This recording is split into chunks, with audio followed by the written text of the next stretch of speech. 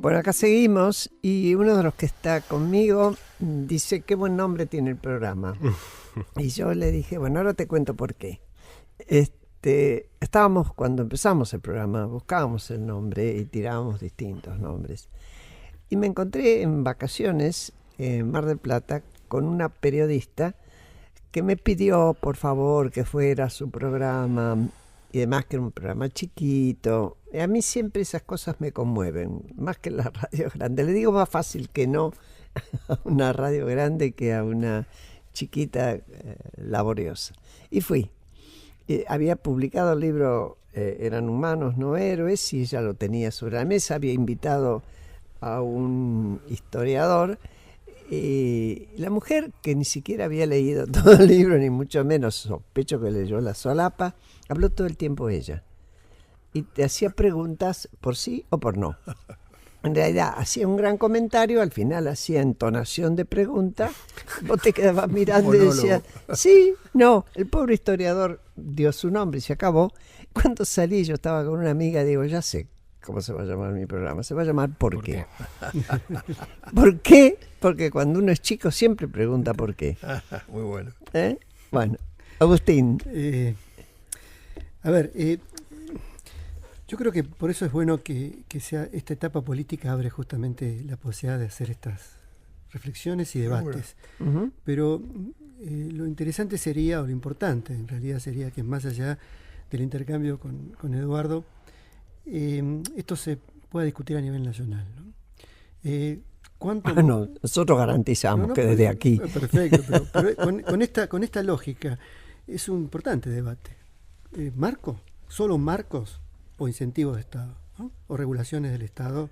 No solo marcos. No, yo creo que la combinación, creo que no es uno o el otro. Pero entonces dijiste, en algún momento dijiste, no, pero yo temo esos incentivos porque todo el programa de incentivos ha creado un conjunto de desajustes y de formas de corrupción o de abusos por parte de los empresarios. Yo lo que creo es que un Estado tiene que manejarse con incentivos selectivos, con claridad y transparencia, justamente limitando estos abusos y estas tasas rentísticas que los empresarios argentinos se han aprovechado históricamente en las últimas décadas de estas políticas. No porque las políticas en su naturaleza estén mal, sino porque quienes las dirigían, las llevaban adelante y quienes en todo caso eran los beneficiarios de las mismas, efectivamente encontraban sistemas de corrupción. Y no porque las políticas de Estado orientando a crear incentivos en un vaca muerta donde tal vez no quiero tantas petroquímicas, por ejemplo. ¿Pero qué hago con el gas? No, pero tal vez no quiero. Pero la pregunta es preguntarse eso. ¿Qué necesito ahí? ¿Bien? ¿Y a qué articulo eso? ¿A grandes cadenas de inversión en Bahía Blanca? ¿O a encadenamientos de otra naturaleza en el circuito patagónico sur-norte precordillerano? Políticas de desarrollo. Pienso el país y pienso las capacidades productivas y sociales o necesidades sociales. No solo creo un marco, sino creo incentivos en función de fomentar capacidades y potencialidades existentes. Tal vez no necesariamente está mal Tierra del Fuego y las regulaciones de Tierra del Fuego. Tal vez han sido mal reguladas o no han sido pensadas en un proceso de a 10 o 15 años produciendo un proceso de transformación de otra naturaleza que dejaran... Y aquí es donde yo pienso que se requiere de una ingeniería, de una inteligencia de Estado en función de dar directrices de desarrollo regional. Por algún motivo nació el Plan Belgrano también, porque se pensaba que desde ese lugar podía incentivarse o fomentarse un conjunto de actividades. Bien, poco hemos avanzado en el Plan Belgrano en todo lo que hubiésemos querido. Lo que digo es, yo saludo la idea de que esto pueda ser discutido y deba ser discutido. ¿Cuánto Estado, libre Estado, capaz de que los mercados justamente generen todo el empleo a través de la inversión pública, la inversión privada, todo el empleo que estamos necesitando? ¿Va a alcanzar? ¿Va a ser suficiente? En mi diagnóstico, por lo menos en nuestros diagnósticos, lo que estaba contando Eduardo, sin duda produce reactivación y mejora las condiciones de empleo de mucha gente. ¿Bien? Pero seguimos teniendo varias Argentinas. Y hay una Argentina que no solo porque tenga mejor educación va a encontrar un buen empleo o va a poder desarrollar un buen trabajo. Que esos que estamos hablando, esa economía social, esa economía popular, que hoy genera mucho tiempo de trabajo y poca riqueza, sea aprovechada, sea potenciada, y eso implica no solamente que ese trabajador deje de ser un vendedor ambulante para colocarse como un obrero en la construcción de una autopista, porque no va a ocurrir. No va a ocurrir, además le falta hasta la costumbre. Entonces, en esa lógica no va a ocurrir, pero sí es posible que tal vez su hijo se ponga de albañil para construir pequeñas casas o casas en los barrios populares que están en proceso de desarrollo, de progreso. Bien, estas lógicas implican justamente lógicas que no significan las grandes inversiones de grandes capitales operando sobre grandes obras, sino que implica cómo fomento pequeña actividad, microactividad y potencio, inundo una parte del país justamente con capacidad de crear justamente ese tipo de producción de riqueza. Para eso necesito más mercado interno, para eso necesito más consumo interno, para eso necesito también políticas menos restrictivas desde el punto de vista monetario, y donde los créditos no lleguen solamente a los sectores formales o cuasi formales de la economía, sino que lleguen a ese segmento informal que hoy por hoy no tiene crédito, no accede al crédito. Bien. Un comentario sobre... A ver, un segundito. Dale.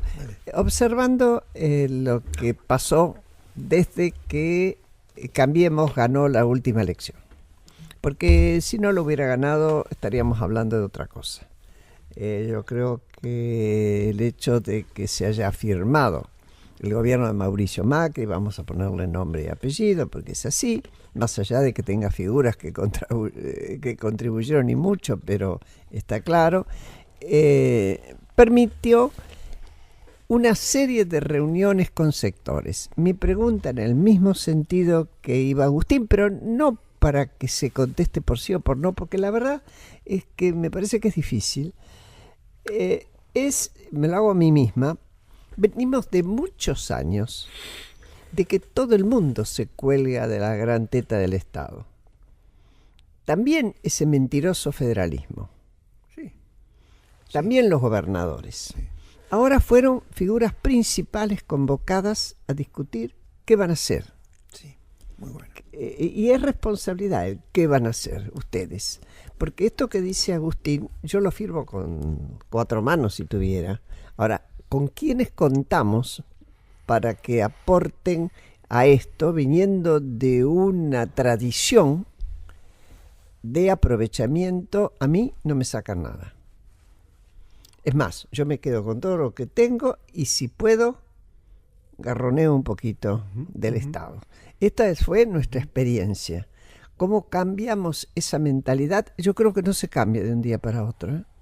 No sé si no nos va a llevar una generación. Perdona, ahora... No, ahora sin duda. Eduardo. Bueno, lo que pasa es que se abre tanto el abanico como es de apasionante el momento que vivimos. Así es. Tomo lo que comenta Graciela y después vuelvo a Agustín.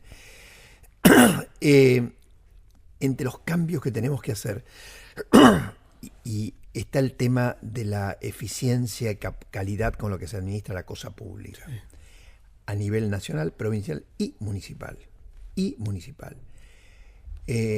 Los criterios, las maneras, cómo se rinde cuenta la gente, porque si no, uno tiene un chorro de plata que luego se pierde por ineficiencia, por corrupción o por una manera perversa de entender la política. Yo voy a contar una pequeña anécdota. Cuando estaba en Desarrollo Social, era gobernador en Santiago del Estero Carlos Juárez. Tuvimos un monto muy importante de dinero para hacer viviendas, entonces lo invité a conversar y le dije, don Carlos, le voy a poder construir en Santiago del Estero 1000 viviendas. Y él me dijo, no, querido, dice, no se equivoque, dice, deme los bolsones. Dice, porque con la vivienda usted le da la llave y después no le dan más bola. En cambio los bolsones los vienen a buscar todos los meses. ¿Querés que te la complete esa anécdota? Porque yo también estuve ahí. Claro, vos también. Solo que yo estuve con el Pepe Figueroa delante mío. Sí, sí. Y cuando yo le pregunté por qué tantas cajas o bolsones, o como le digas, iban para Santiago del Estero, me miró como si yo entendiera, o tuviera que entender, siendo de la cofradía política, que él estaba para disputarle a Juárez. Por eso mandaba todos esos bolsones más a Santiago del Estero que lo que estuviera marcando el censo de pobreza. Entonces, esa utilización era a repetición. Claro. Y Juárez los ganaba a todos, terminaba ganando. Te traigo esta pequeña anécdota porque muestra la densidad del cambio a la que vos hacías referencia, Graciela. Porque... Por las dudas, Santiago del Estero no se anotó en ningún bloque. Sus 7 diputados levantarán la mano. Así es. Ya se verá. Entonces, la transformación es enorme en términos culturales y en términos de restricción de recursos. Dado que Agustín ha puesto tanta insistencia y que comparto absolutamente en el tema de la microeconomía, la economía social y demás, yo tengo una visión, yo creo que de todos modos las obras, la construcción, etcétera, llega a la gente de una manera u otra porque es el típico trabajo de baja productividad en algún sentido. Pero acá tenemos que discutir profundamente qué hacer con el sistema de asistencia social, ¿no?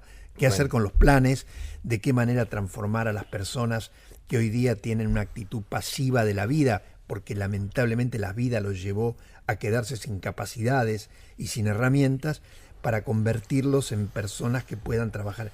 Ahí hay un enorme desafío extremadamente complejo, porque insisto, estas personas que hoy día están recibiendo los planes son hijas de una escuela que los expulsó y de una sociedad que los expulsó y de un ámbito urbano que los expulsa. Entonces, ahí, además de la economía, está el tema de las capacidades humanas que son muy difíciles de recuperar y yo para eso no veo una solución rápida y de corto plazo. Perdón, y Eduardo, ¿qué se está pensando desde el gobierno en las políticas para estos expulsados? ¿Hay algo direccionado? Lo primero que se está pensando es la ampliación enorme que se ha hecho de los planes. O sea, los que nos dicen que gobernamos para los ricos, les digo, miren los números de la cantidad de personas que trabajan, que reciben hoy planes que antes no recibían, de todo tipo, cómo se está dialogando con los representantes de los sectores sociales. Y además sí hay algunos proyectos que están trabajando con las cooperativas, con las mujeres de las cooperativas, pero es difícil, complejo. Yo creo que el Ministerio de Desarrollo Social no tiene la cantidad de tutores y de trabajadores sociales que se necesitan para hacer ese cambio. Y por eso, y con esto termino, vuelvo a la importancia de las provincias y los municipios. Si nosotros tuviéramos un sistema federal donde la calidad de la administración pública, la cercanía de la administración pública fuese un principio intocable, sería mucho más fácil llegar a estas personas y ayudarlas. Sí, ahí yo coincido en un punto. Creo que buena parte del problema es un Estado ineficiente en sus 3 niveles, nacional, provincial y municipal, además de muchas estructuras corruptas, ¿no? Pero yo lo que pienso es básicamente ineficiente para enfrentar los desafíos que tiene la sociedad y la economía argentina hoy. Es una estructura muy grande, con muchas tramas, con una burocracia impermeable y con mucha ineficiencia. Y también, ¿qué nos está faltando para no solo mejorar la institucionalidad de ese Estado, recrear o redefinir las relaciones entre el Estado nacional, provincial y municipal, en donde efectivamente las políticas sociales o económicas de desarrollo puedan tener capacidad de ser promovidas por los espacios locales o provinciales, más que la esfera nacional, en donde haya una adecuada distribución de roles en todo esto. Esto requiere de pensar también otro Estado, otra forma de funcionar el Estado argentino. Y a eso se le suma diría que el problema que tenemos en recursos humanos, en liderazgos públicos, que sean inteligentes y capaces de llevar adelante esa tarea de administrar la cosa pública con honestidad y con eficiencia y con profesionalismo. Entonces, a ver, en algún sentido creo que también lo que hoy está ocurriendo, más allá de que llamo la atención sobre aquello que no visualizo como horizonte claro, entiendo que es una transición. Una transición. Yo creo que este gobierno, más allá de que sus expectativas sean hacer proyectos de reforma que sean trascendentales, para mí son proyectos de corto, mediano plazo que nos permiten pasar un proceso de transición, aprender a discutir en democracia, construir consensos, ganarle entendimiento al problema y encontrar los núcleos o los nudos más conflictivos que hacen imposible encontrar esas grandes soluciones. Nos vamos a enfrentar con que puede haber muy buena gente, con muy buenas intenciones, pero efectivamente la estructura del Estado que tenemos y los acuerdos que tenemos van a poner freno. Es que te rebotan. Yo la escucho a Guillermina Tiramonti, que está dando una mano en el tema de educación en la provincia de Buenos Aires, y me dice: es coriáceo la estructura de resistencia para los planes, para modificar los planes en educación, son coriáceos. Y yo lo sé, porque en el ministerio vos lo tenías. De las capas geológicas, vos mandabas algo y perforar para modificar costaba muchísimo. Un tema, por favor, Eduardo, antes de que se nos vaya todo el tiempo. He escuchado, sobre todo a Ismael Bermúdez, que se ocupa finito de este tema, lo he leído, que en realidad los jubilados van a salir perjudicados. ¿Me contás por qué? Primero un marco, y lo que voy a decir es muy antipático. Hoy estás. ¿Te estás curando en salud? No, porque lo sé. El sistema jubilatorio está quebrado, pero recontra hiper quebrado. En esta reforma metieron mano de... Y por varias razones. Algunas son razones demográficas, otras son razones de mala administración. Vivimos cada vez más tiempo. O sea, yo lo asocio a una alcancía, ¿no? Nosotros estuvimos juntando moneditas para cuando nos retiráramos, pero ahora en lugar de vivir 60 vamos a vivir 90 y por lo tanto no alcanza. Y en provincias, hay unas provincias, por ejemplo, yo sé en Santa Cruz, porque tengo amigos que se jubilan a los 52 años. Entonces, primera razón demográfica. Segunda razón de escandalosa administración de todo tipo. Este tipo de regímenes existen. Tercer problema, la poca cantidad de gente que aporta, porque hay 30 o 40% de personas que no aportan, por lo tanto no ponen platita en la alcancía todos los meses. Y ya no sabemos más cómo hacer para sostener eso. Ahora el impuesto al cheque, que antes se lo llevaba el gobierno, ahora va para el sistema jubilatorio. Dicho esto, vamos a la reforma del mecanismo de ajuste. El mecanismo de ajuste es una lotería. ¿Cómo se ajusta hoy día? Es un cociente entre recaudación y cantidad de gente. La recaudación tiene adentro la inflación, porque como se ajusta. Ahora, si la inflación baja, este método le conviene a los jubilados porque cobran sobre el pasado. Si la inflación sube, pierden. Perdieron durante los últimos 4 años y ahora están ganando. Por lo tanto, lo que nosotros queremos es salir de esa lotería. Peor aún, si mañana por cualquier razón se metieran en el denominador la cantidad de personas que están en la moratoria, que hoy no están, habría mucha más gente para la misma cantidad de fondos y las jubilaciones caerían. Habría que reducir la jubilación. Por lo tanto, lo que nosotros queremos es acordar un método que sea estable en el tiempo, que no sea una lotería, y en todas partes del mundo ese método es la inflación, ahora que la inflación, el INDEC es creíble. Y la otra cosa que decimos es, en lugar de cambiártelo cada 6 meses, te lo ajusto cada 3, con lo cual en lugar de 2 veces por año haces 4. Este es el objetivo, que sea un sistema previsible y más cercano en términos de los ajustes. No me contestaste. Si van a perder o no. Sí. Bueno, hay 2 maneras de verlo. Puede ser que pierdan un poquito ahora, pero pueden ganar con respecto al año que viene. Si el año que viene, Dios no permita, como decía mi abuela, la inflación sube, los pierden, como han perdido los años pasados. Nosotros estamos intentando por todos los medios ayudar a que los jubilados pierdan menos, por eso hemos invertido una enormísima cantidad de dinero en la reparación histórica y en acelerar el pago de los juicios. Pero, de vuelta, este es un sistema de frazada corta que... mira, esto para los expertos y los Kachanowskis, etcétera. La administración, toda tu simpatía. Sí, los troscos de derecha, el trotskismo de derecha. La Administración Pública Nacional tiene un superávit de 1 punto del Producto Bruto. La ANSES tiene un déficit de 5 puntos del Producto Bruto que crece a una velocidad enorme. Entonces, es muy complicado, la frazada es muy cortita. Voy a tratar de ser corta yo también. En tema corrupción, que a todo el mundo le preocupa y por eso se festeja cuando van la gente que se supone que chorreó y demás a la cárcel y todo demás. Yo sé, o me parece, corríjame, que con el dinero que se llevaron, no es que la Argentina fuera a estar, que le cambien los problemas totalmente a la Argentina.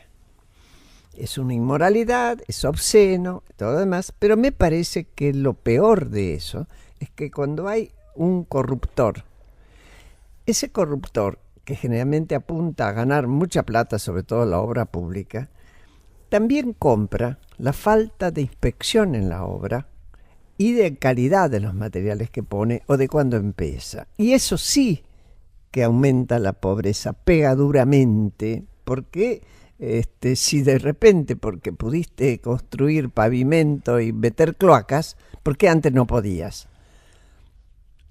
¿Quién no estaba controlando? A ver, ¿estoy en un error o corríjame? A ver, vuelvo al planteo de que efectivamente la idoneidad en la administración de la cosa pública es muy baja, ¿no? En Argentina. Es decir, la capacidad de que efectivamente puedan tener todos los controles adecuados para que esto no ocurra, no están funcionando, y por otra parte la moralidad de quienes dirigen la cosa pública no es tampoco, no hay una responsabilidad pública frente a esto. Por eso yo creo que tenemos un problema de recursos humanos, además de estructuras institucionales. Incluso no solo para que un incentivo o un control o un marco regulatorio pueda funcionar adecuadamente, sino efectivamente llevarse adelante un proceso de obra pública o de inversión pública, maximizando los recursos públicos. Creo que el gobierno hoy por hoy está encarando una línea diferente a la que veníamos teniendo anteriormente, y es saludable que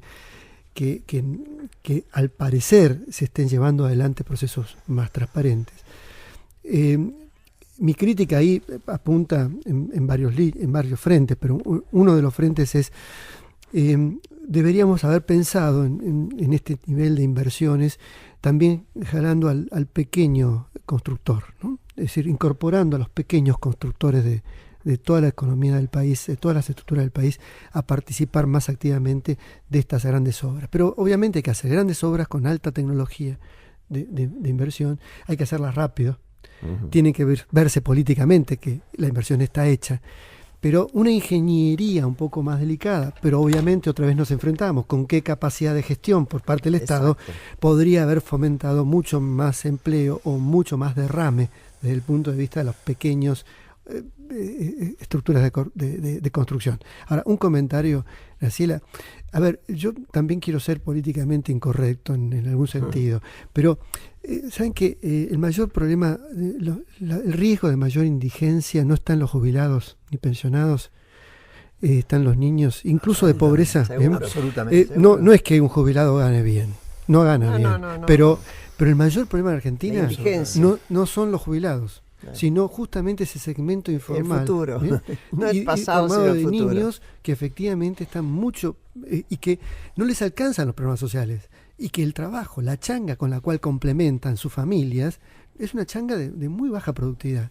Vuelvo a apuntar, ¿qué políticas, una política de desarrollo, política de crecimiento, tiene que tomar en cuenta esa economía social? No como forma de cómo incrementarle los programas sociales, sino cómo incorporar esos recursos humanos a un proyecto de crecimiento, de producción de valor, de producción de riqueza social.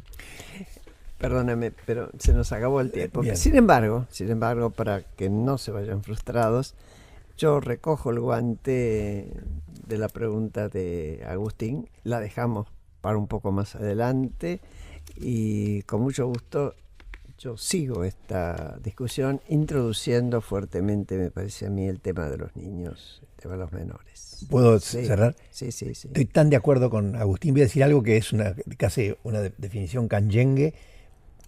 Mango que consigamos, hay que invertir en los chicos. No cabe ninguna duda, porque si no, a esa generación perdida a la que yo ya hablé, le vamos a sumar otra. Es un compromiso de Eduardo Amadeo en su condición absolutamente de presidente de la Comisión de Finanzas de Diputados. Así es. Señores, les tomamos el juramento. Así es. Bueno, Buen domingo a todos, que sigan muy bien, será hasta el próximo. Ha sido un gusto, estuvimos con Eduardo Amadeo y Agustín Salvia, es un placer, aun cuando los temas sean duros, porque nuestra realidad es dura, vamos. Sigan por favor, ya saben que viene Gustavo Mura en La Otra Mirada y vale la pena. Hasta el próximo domingo.